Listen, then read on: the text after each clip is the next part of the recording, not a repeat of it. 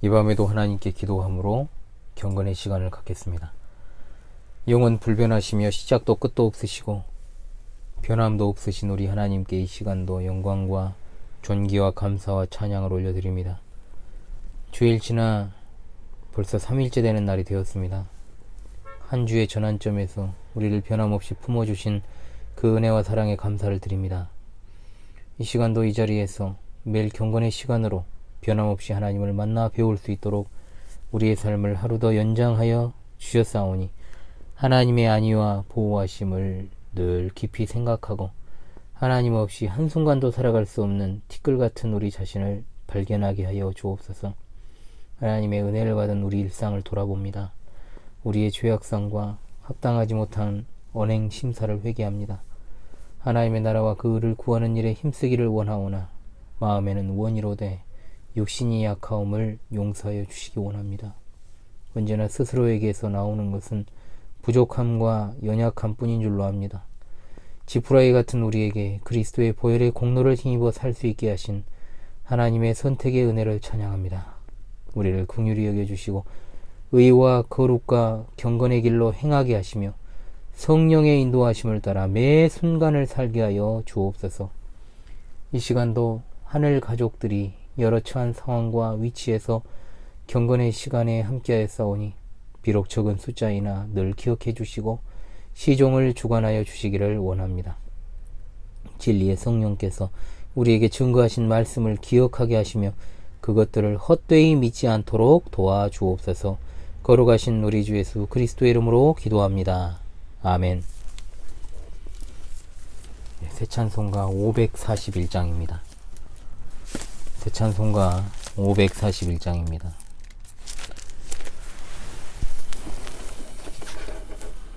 새 찬송가 541장 꽃이 피는 봄날에만. 꽃이 피는 봄날에만 주의 사랑 있음인가. 열매 맺는 가을에만 주의 은혜 있음인가.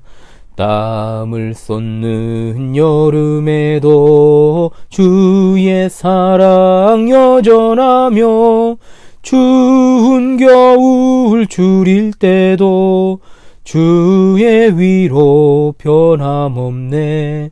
솔로몬의 부귀보다 욥의 고난 더 귀하고 솔로몬의 지혜보다 욥의 인내 아름답다. 이 세상의 부귀영화 마귀 유혹 손짓 하나 고생 중에 인내하면 최후 승리 이루리라. 세상 권력 등에 업고 믿는 자를 핍박하는 어리석은 사람들아 회개하고 돌아오라. 우상의 힘을 막아며 인간의 힘을 막아나 하나님의 심판날에 견디지를 못하리라. 저 천국을 바라보니 이 세상은 나그네 길 죽음의 길 피하라며 나의 갈 길 막지 말라. 내게 맡긴 양을 위해 나의 결의 평화 위해 우리 주님 가신 길을 충성으로 따르리라. 아멘. 계속해서 하나님 말씀을 보시겠습니다. 사도행전 13장 32절로 43절의 말씀이 되겠습니다. 사도행전 13장 32절로 43절입니다. 제가 낭독합니다. 우리도 조상들에게 주신 약속을 너희에게 전파하노니 곧 하나님이 예수를 일으키사 우리 자녀들에게 이 약속을 이루게 하셨다 함이라.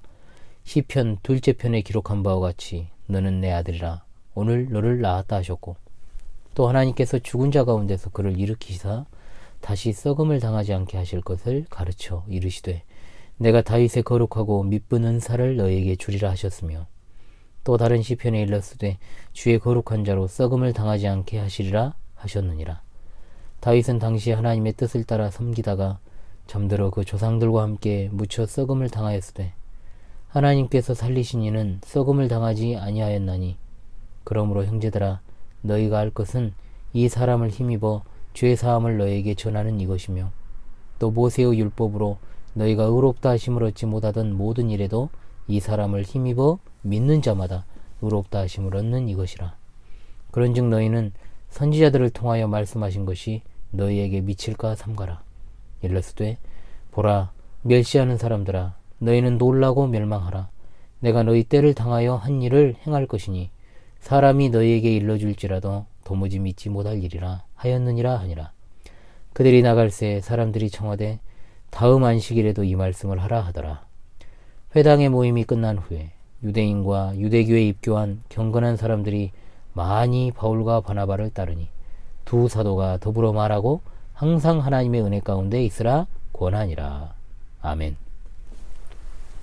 32절로 33절을 통해서 바울 사도가 유대인들이 잘 알고 있는 메시아에 대한 구약의 세 가지의 본문을 인용합니다. 어디입니까? 시편 2편 7절, 이사야 55장 3절, 시편 16편 10절입니다. 시편 2편 7절은 워낙 유명한 CCM이 있어서 잘 알려져 있습니다. 그러나 과연 그 의미를 알고 부르는 사람이 몇이나 될까 좀 궁금합니다. 너는 내 아들이라 오늘날 내가 너를 낳았도다. 이 말씀으로 시작되는 이 말씀은 하나님 아버지께서 그의 아들이신 예수님께 말하고 있는 것입니다. 이 순간이 바로 예수님이 세례를 받으실 때 공적으로 드러났습니다. 바로 그 순간이 메시아로서 등극하는 대관식의 순간이었던 것입니다. 34절에 더 직접적인 증거가 이사야 55장 3절에 나오는데, 이 본문은 거룩하고 확실한 축복들을 약속하고 있습니다. 그리스도께서 한번 죽으셨다가 일으켜 세움을 받은 것은 영원히 살기 위해서였다라는 점을 덧붙입니다. 로마서 6장 9절로 10절에 그가 더 이상 죽지 않고 사망이 더 이상 그를 지배하지 않을 것은 그가 하나님께 대하여 사셨기 때문이다라고 했습니다. 이사야의 예언은 나단 선지자를 통해 사무엘하 7장 6절로 16절에서 다윗에게 처음 약속된 그 언약을 언급하는 것입니다. 영원한 권자는 다윗에게서 성취되지 않았습니다. 그러나 죽은 자 가운데서 다시 살아나신 우리의 영원한 구원의 기초가 되시는 그리스도의 나라가 불멸하며 영원하다는 점을 보여줍니다. 35절은 또 다른 시편을 인용합니다. 시편 16편 10절인데 약속된 부활의 증거입니다. 베드로 사도도 오순절에 그의 첫 설교에서 인용했습니다. 그것이 바로 2장 27절의 내용이었죠. 하나님께서 그의 안에서 주신다고 말씀하시는 은혜가 영원하다면 이 아들의 생명도 마찬가지로 영원하며 변화될 수 없다고 말씀하시는 것입니다. 이 인용을 사도들이 자주 하는 것은 이 시편이 유대인들에게 있어서 메시아가 반드시 부활하신다라는 것에 대한 강력한 말씀이기 때문입니다. 36절로 37절을 보면 시편에 언급된 실주인공은 다윗이 아닙니다. 왜 그렇습니까? 다윗은 죽어 장사되었고 몸이 부패하였기 때문입니다. 바울의 설교를 듣고 있는 유대인들의 다수는 다윗의 무덤에 이미 가본 사람들일 것입니다. 그러므로 바울 사도는 다윗이 틀림없이 그가 죽은 후에 오실 이 누굽니까? 하나님이 살리시고 썩음을 당하지 않는 이가 있다. 그 사람이 바로 누구입니까?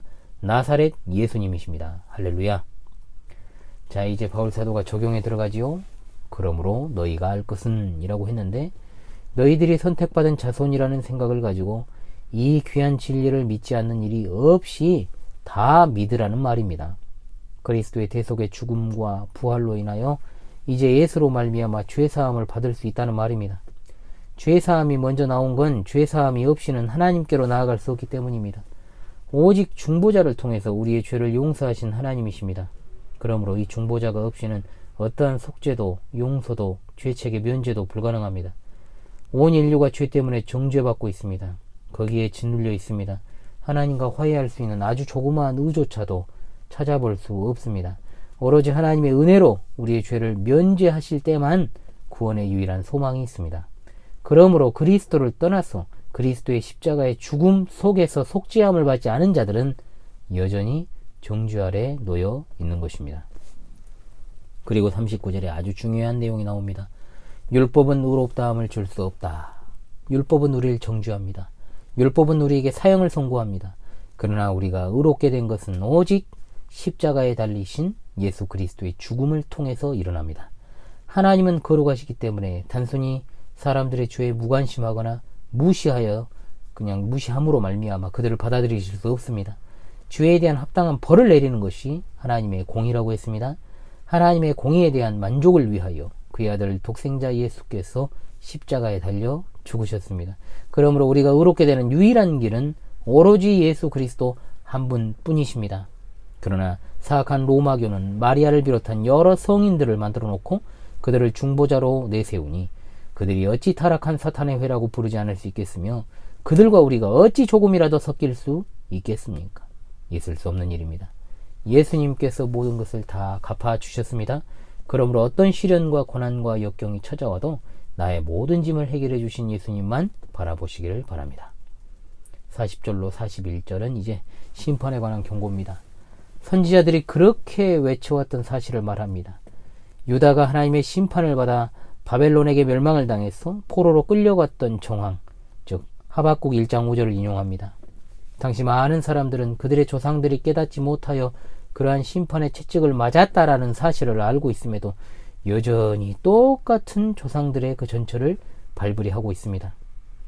42절을 통해서 첫 번째 설교에 대한 반응은 괜찮았습니다. 다음 안식일에도 설교를 부탁하지 않습니까? 그런데 이 좋은 반응이 한 주 만에 난리가 나지요. 다음 시간에 이제 그 내용을 보도록 할 것입니다. 43절에 회당 모임이 끝나고 유대인과 유대교에 입교한 경건한 사람들이 많이 바울과 바나바를 따랐다 했습니다.